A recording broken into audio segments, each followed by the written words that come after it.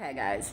I just wanted to add to the fact and say that domestic violence is not always physical. It can be mental. It can be physical, mental, or emotional.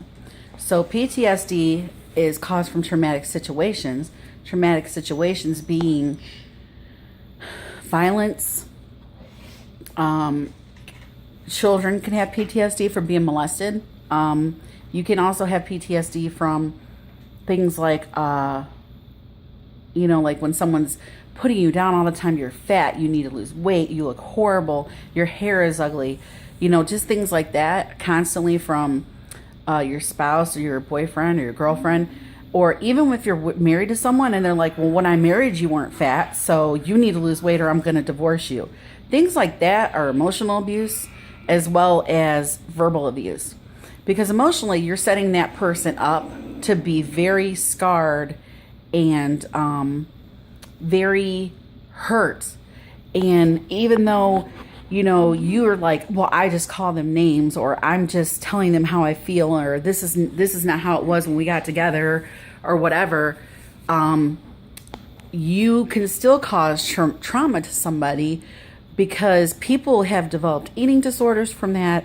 People have killed themselves over things like that.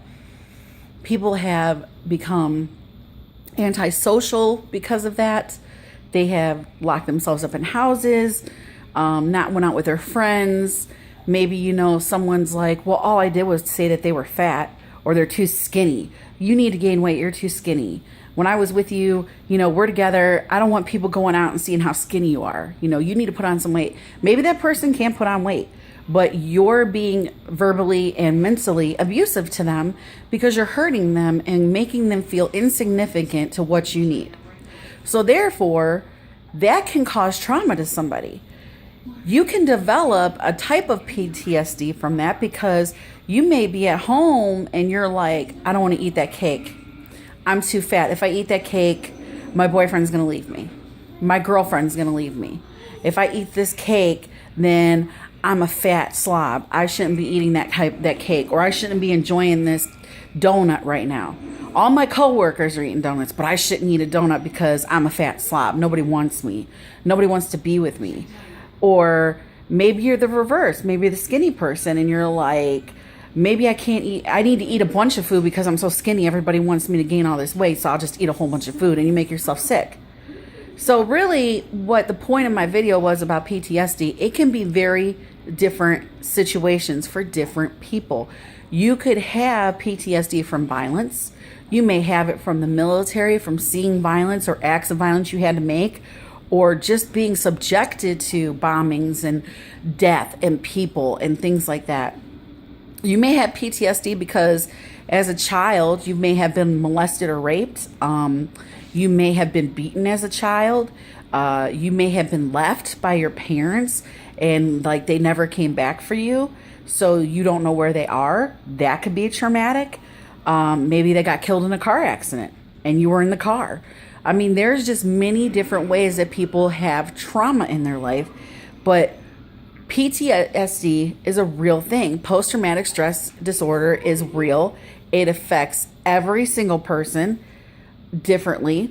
And the big deal about this is that many people feel guilty for having post-traumatic stress disorder. Many people feel like they're cowardly, or there's something wrong with them, or why do they feel this way when they could be doing so much more, or they shouldn't feel that way because it's been 10 years, it's been 15 years, it's been 25 years. I'm sorry, but your brain does not always forget the things it's seen. So therefore, you can say, if you've never been through that experience, you may say, to your friend or your cousin or your coworker, hey, you know what? You should be over that by now. But not everybody can get over a situation as fast as somebody else. So my suggestion is to watch my first video, and I just wanted to update this video to let you guys know that if you're in a domestic violence situation, definitely try to get help. Try to let someone know if you can't get out of the house. I'll talk more about domestic violence in another video, but I just wanted to touch on this post-traumatic stress disorder and let you guys know that there's help out there. There's medications to help you. There is friends you could talk to. You got counselors, you got doctors, you've got psychiatrists, you've got so many people that can help you with this. So you're not alone. If you're not, thank you. Melody.